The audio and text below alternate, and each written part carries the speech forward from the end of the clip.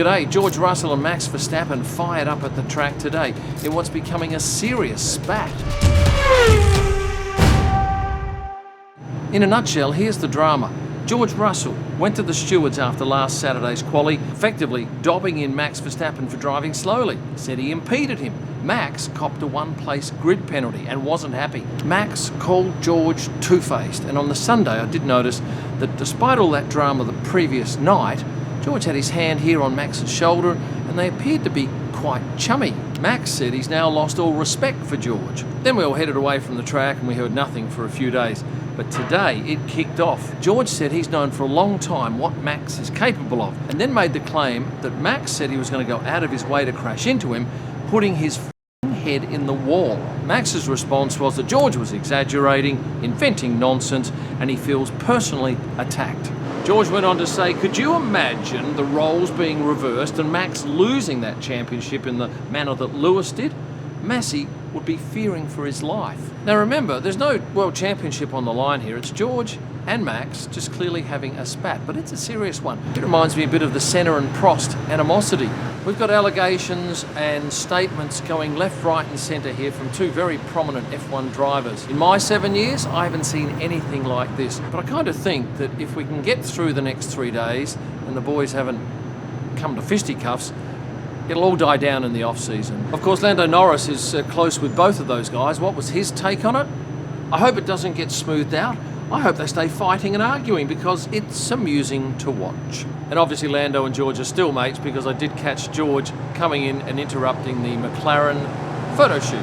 As it stands now though, I don't think these two will be buying each other Christmas gifts, but if you are looking for a Christmas gift for a loved one, have a look at what Quadlock has to offer. They provide the best smartphone mounting system for every adventure, whether it's on 4 wheels, 2 wheels, water, or 2 legs. What are my favourite Quadlock products? Well, straight up, you'll want the wallet. I keep a couple of credit cards and my license in that. It locks on magnetically and goes wherever I go. The only time I take it off is when I want to switch to the selfie sticks to film for my YouTube videos. I have a heavy-duty suction mount for my 4-wheel drive vehicle back home in Australia, and I can tell you it's easily adjustable with a dual pivot and locking arm, so I can take it off and put it on any other vehicle without having to worry about it falling off. I have a whole host of Quadlock products at home, and they do not disappoint. They make something for everyone, whether you're a motorbike rider, a cyclist, a skipper, or even a helicopter pilot, like my eldest son.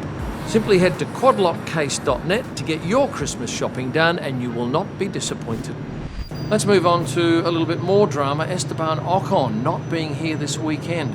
As you'll know, last Sunday there was some rumblings that indeed he might be dropped for this race. That's exactly what happened. Now clearly Esteban was not as fast as Pierre, and clearly Alpine needs to stay ahead of Haas, who are only 5 points behind them. The team thought it was best to get Jack Doohan into that seat as quick as possible to get a head start on his career. Now, on one of my posts this week, somebody said Alpine did it because they didn't want Esteban sabotaging their efforts and obviously perhaps helping Haas out, but I don't think that's the case. I can't possibly see that a driver would go out of their way to be anything but fast. But I don't think it's what Esteban wanted, and certainly if you read his post where he said he wanted to say a proper goodbye to the team, and this is not how he wanted things to end. But that aside, he won't be here with Alpine this weekend, and he will not be here with Haas.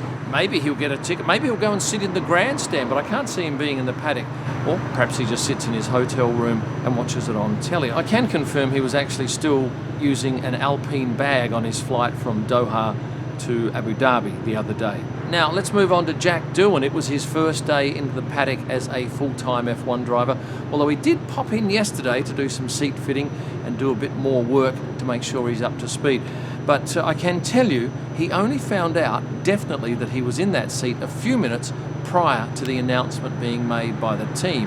As a reserve driver, they have to be prepared, and he's come into this race well prepared without a doubt. I asked him today how he felt, and he said happy, joyful, ecstatic, stoked. I also spoke to his dad Mick today. He was a former MotoGP world champion, and I asked him how he felt, and he said, oh, nervous but excited, but really it's no different to starting in any other series, he said. He's racing with the number 61. Next year, he'll be going to number 7. And yes, that is Kimi Räikkönen's old number. Jack actually contacted Kimi and said, do you mind if I go and use number 7? Kimi said, no problem. So what's Jack like? He's a marvellous young man. I think sense of humour wise and personality wise, he sits between Oscar on the calm end and Daniel on the over-the-top end. I just hope we get to see his true character. Today he chose a Beluti, well, I think the team chose this Beluti outfit for him to wear in, and I can tell you that the team principal, Oliver Oakes, gave him a bit of a ribbing, saying, "You're going to get bullied wearing that." Of course, Lewis has been bullied a long time for his wearing of great fashion outfits, and it's just made him stronger. And just as an aside, have a look at his shoes. They're something special. Still on the subject of fashion, Lewis Hamilton looking sleek today. Zhou Guanyu coming in for the very last time, wearing a Dior outfit and looking stylish. Lando Norris wearing Loewe. Yuki giving off a martial arts vibe in this Hugo outfit. And Charles Leclerc and his brother Arthur coming in dressed in Ferrari tops. This race you have Arthur and Charles both driving in FP1 in Ferraris. That has not happened forever in Ferraris, I don't think. Correct me if I'm wrong in the comments. But what will Arthur be seen under on the screens? Because Charles is obviously LEC. I can tell you, Arthur is LEL. Why? Well, they take the LE and they go to C. Hey, it's taken. What's the next letter? L. Oh, the lights have gone all funny. Anyway, I've got more things to tell you. Charles Leclerc, Carlos Sainz and the whole Ferrari team were out on the track tonight for their end-of-year shot. And joining them at the last minute, Brad Pitt and Damson Idris from the F1 movie. And this was interesting. Photographers and video cameramen and women were not allowed to take photos of the two Ferrari drivers with the two Apex drivers sitting on the wheels of the cars. That shot was only for the film crew's photographer. But afterwards, we got some shots here of Brad having an interaction with Charles for a few minutes, doing a video, and then coming off the track.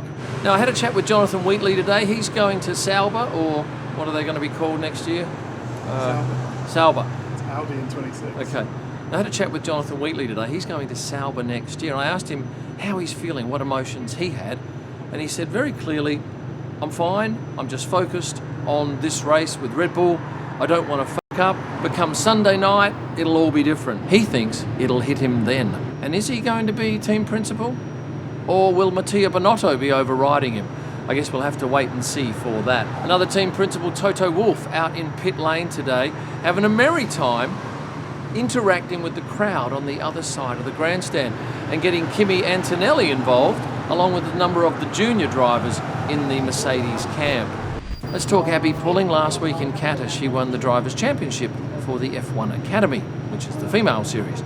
But did she? No. Let me tell you what happened.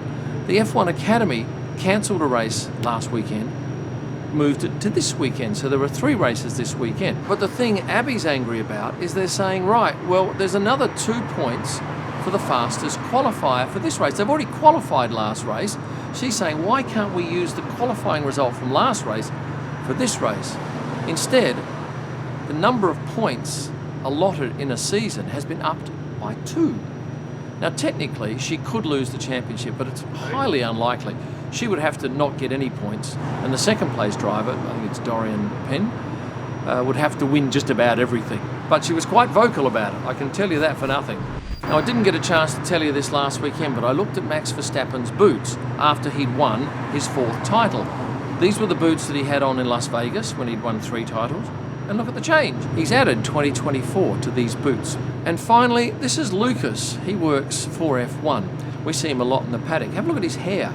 Now, I can tell you, he used to be nearly bald 2.5 years ago, but he decided he would grow his hair, hasn't had a haircut for 2.5 years, because he's doing it for kids at the Graz Hospital who need wigs. And that's, I think, a marvellous gesture on his part.